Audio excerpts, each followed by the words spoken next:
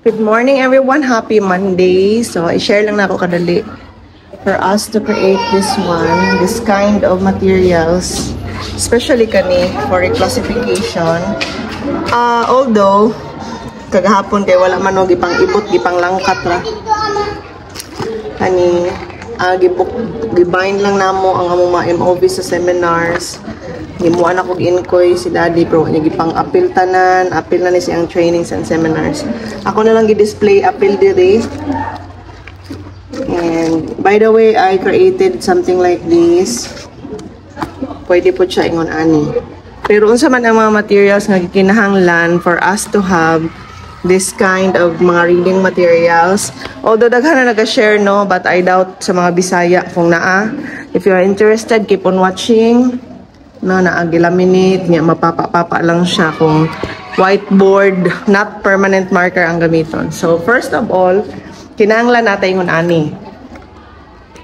Duha nga akong ginagamit ang gitawag nga 2.1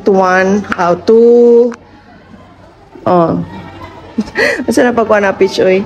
O kaning isa Oficom or kaning Cinch. Ang kalainan nila duha ako i-explain. So, ang kani siya pwede siya A4, pwede siya A5, the same ani, pero ang kani mas makapili ka kay gamay lang kaayo nga notebook imuhang himuan.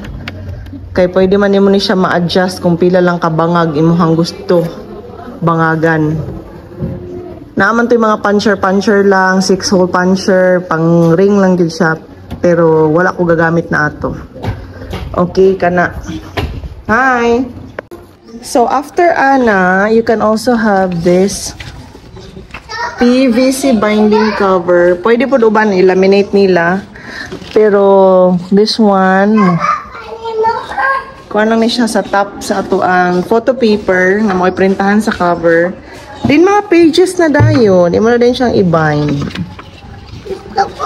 And you will be needing something kaning kuan guys.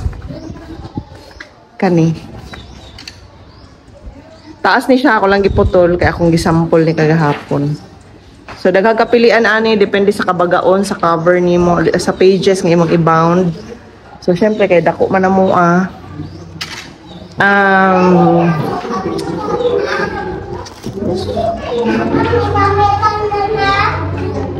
Mara to.